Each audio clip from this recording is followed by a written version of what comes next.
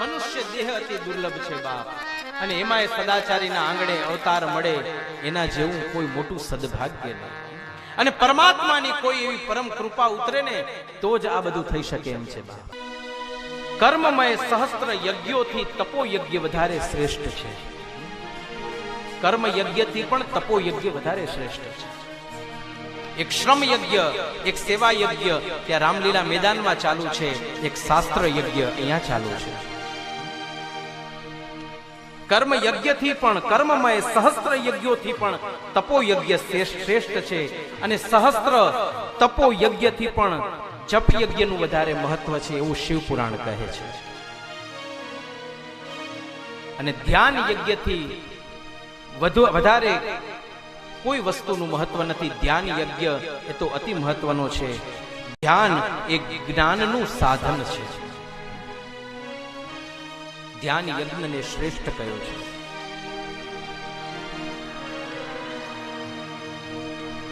ધ્યાન યજ્ઞાત પરમ નાસ્તિ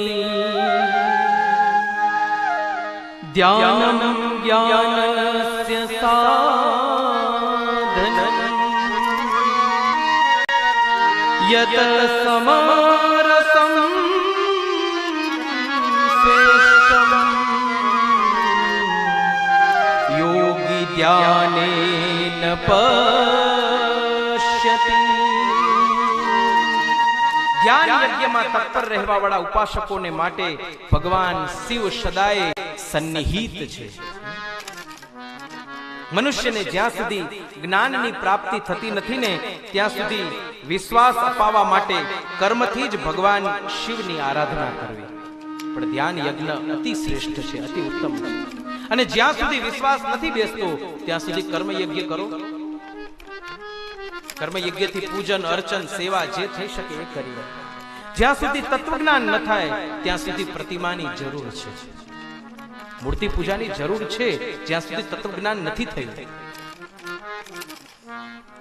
પણ જ્ઞાનના અભાવમાં પણ જો પ્રતિમાના પૂજાની અવહેલના કરે ને એનું પતન નિશ્ચિત છે. અમે જ્ઞાન પ્રતિપાદિત કરી લીધું, જ્ઞાન મેળવી લીધું, એટલે હવે અમારે મૂર્તિ પૂજામાં પડવાની જરૂર નથી, પ્રતિમાની પૂજા કરવાની જરૂર નથી, તો એનું પતન નિશ્ચિત છે. એ જ્ઞાન જ્ઞાન નહીં પણ જ્ઞાનની ભ્રાંતિ છે.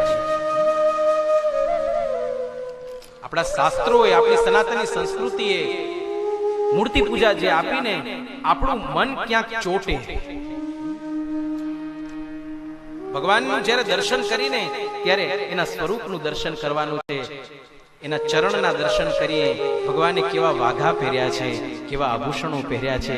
આજે તો મારા ઠાકોરજી કંઈક અદ્ભુત દેખાય છે. અને જો તો ખરા બાપ, એ દ્વારકાધીશની કેવી સેવા ચાકરી થાય છે. એને આમ જોઈએ તો જોતા રહી જઈએ. એ મૂર્તિ પૂજાનું એક અદ્ભુત એક સાયન્સ છે, એક વિજ્ઞાન છે.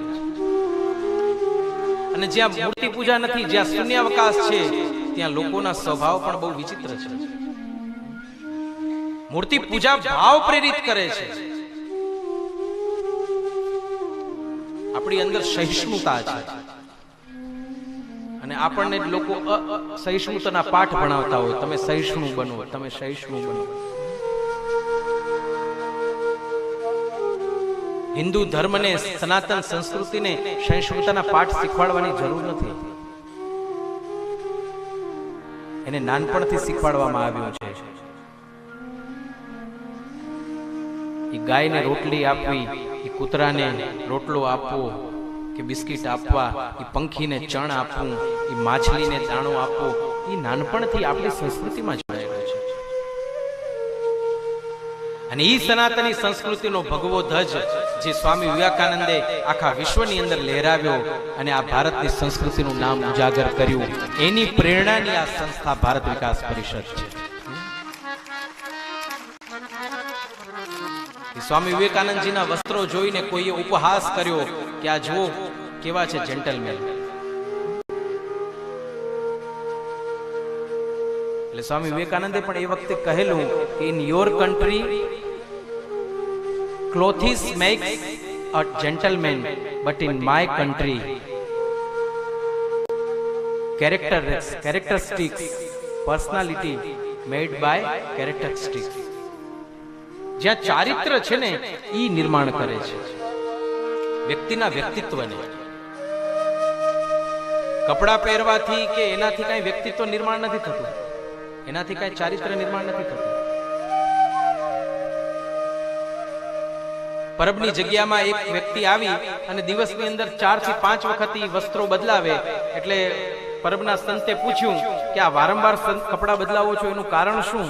એટલે એણે કહ્યું કે બીજા લોકો ઉપર મારી પર્સનાલિટી પડે ને એના માટે થઈ. ત્યારે સંતે બહુ સરસ જવાબ આપ્યો, કહ્યું કે જો માણસના કપડાથી જો પર્સનાલિટી પડતી હોત ને તો અમારે ત્યાં ગિરનારમાં મહાશિવરાત્રીના મેળામાં નાગા બાવાના દર્શન કરવા લાખો લોકો આવત નહીં. માણસના વસ્ત્રોથી જ જો એની પર્સનાલિટી નક્કી થતી હોય, એનું વ્યક્તિત્વ નક્કી થતું હોય તો એ નાગા બાવાના દર્શન કરવા આવી ગિરનારમાં લાખો લોકો ક્યાં ને ક્યાંથી આવે એ આવે.